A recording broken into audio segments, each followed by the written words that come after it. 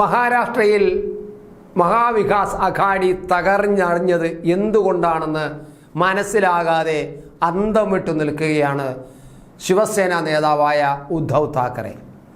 അദ്ദേഹം പറയുന്നത് ഇതെങ്ങനെ സംഭവിച്ചു എന്ന് എനിക്കിപ്പോഴും മനസ്സിലാകുന്നില്ല. അവിടെ മഹായുതി സഖ്യമാണ് വിജയത്തിൻ്റെ വെന്നിക്കൊരി പാടിച്ചത്. അതായത് 288 നിയമസഭാ സീറ്റുകളുടത്ത് 234 സീറ്റും BJP നേതൃത്വം കൊടുക്കുന്ന NDA സഖ്യമാണ് നേടിയത്. അവിടെ BJP മുഖ്യമന്ത്രിയും തീരുമാനിച്ചു കഴിഞ്ഞു. ഇതാണ് അവിടുത്തെ അവസ്ഥ. അപ്പോൾ ഈ മഹാരാഷ്ട്രയിലെ നെടുംതൂണ് എന്നൊക്കെ വിചാരിച്ചിരുന്ന ശിവസേന എന്ന് പറയുന്നത് ഗർജിക്കുന്ന ഒരു പാർട്ടിയാണ്, താക്കറയുടെ പാർട്ടിയാണ്. അപ്പോൾ അങ്ങനെയുള്ള ഒരു പാർട്ടി അവിടെ ഇത്തരത്തിൽ തകർന്നടിയുന്നത് എന്തുകൊണ്ടാണെന്ന് അതിൻ്റെ നേതാവിന് മനസ്സിലാകുന്നില്ല എന്ന് പറയുമ്പോൾ അദ്ദേഹത്തിന് അവിടെ നടന്ന രാഷ്ട്രീയ ചലനങ്ങളെക്കുറിച്ച് ഒരു എത്തും പിടിയും ഇല്ല എന്നാണ് തോന്നുന്നത്. ഉദ്ധവ് താക്കറെ പറഞ്ഞ അങ്ങനെയാണ്. അതായത് ഇതൊരു വോട്ട് സുനാമിയാണ് നടന്നിരിക്കുന്നത്. ഈ വോട്ട് സുനാമി എങ്ങനെ സംഭവിച്ചു എന്ന് എനിക്ക് മനസ്സിലാകുന്നില്ല.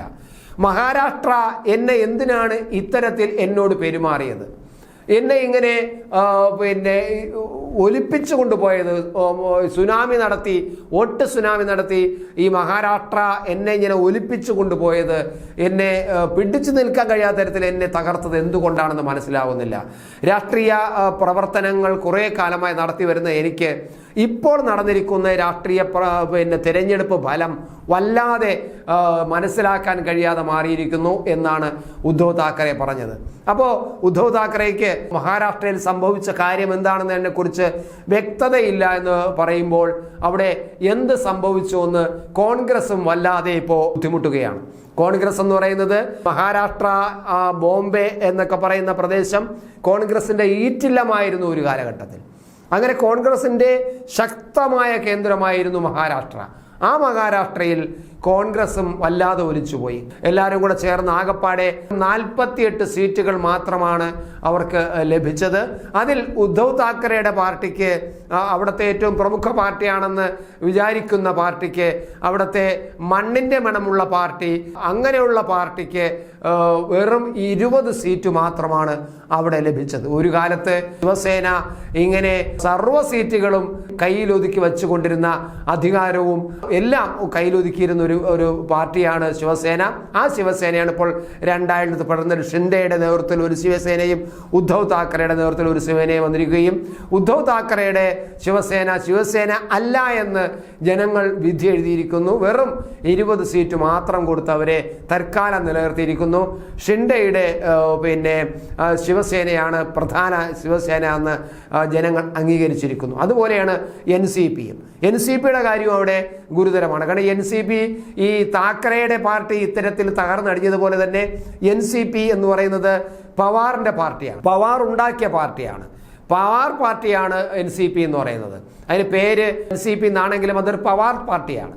ആ പവാർ പാർട്ടിയായ പവാറിൻ്റെ വിഭാഗത്തിന്, NCPയിലെ പവാർ വിഭാഗത്തിലെ ജനങ്ങൾ തിരസ്കരിച്ചിരിക്കുന്നു.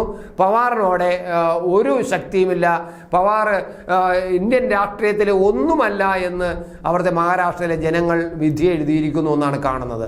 അവർക്കും ഈ ഉദ്ധവ് താക്കറെ പറഞ്ഞതുപോലെ ജനങ്ങളുടെ മുന്നിൽ വന്ന് എന്താണ് സംഭവിച്ചതെന്ന് എനിക്ക് മനസ്സിലാകുന്നില്ല എന്ന് പറയുന്നില്ല എന്നേ ഉള്ളൂ. പക്ഷേ പവാർ ആകെ നിശബ്ദനാണ്, ആകെ വിഷണ്ണനാണ്. തീർച്ചയായിട്ടും പവാറിന് ഇത്ര വലിയ പരാജയം വന്നതിൽ.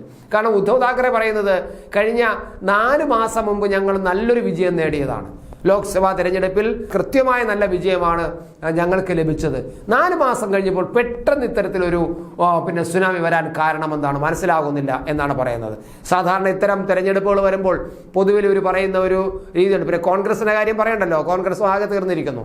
ഇനി ഇത്തരത്തിലുള്ള കാര്യം വരുമ്പോൾ സാധാരണ പറയുന്നത് പഴിക്കുന്നത് EVM മെഷീനെയാണ്. നമുക്കറിയാമല്ലോ EVM മെഷീന്. EVM എന്ന് പറയുന്നത് BJPക്ക് വേണ്ടിയിട്ട് ഉണ്ടാക്കിയ ഒരു യന്ത്രമാണെന്നും അതിൽ വോട്ട് ചെയ്യുന്നത് മുഴുവനും താമരയിലേക്ക് പോകുമെന്ന് ഇവർ കുറേ കാലമായി പ്രചരണം നടത്തുകയാണ്. പക്ഷേ ഇപ്പോഴത്തെ തെരഞ്ഞെടുപ്പിൽ എന്തായാലും അത്തരത്തിൽ ഇത്ര വലിയ പരാജയം മഹാരാഷ്ട്ര ഉണ്ടായിട്ടും EVMനെ കുറ്റം പറയുന്ന ഒരു പ്രസ്താവന ഇതുവരെയും കണ്ടില്ല.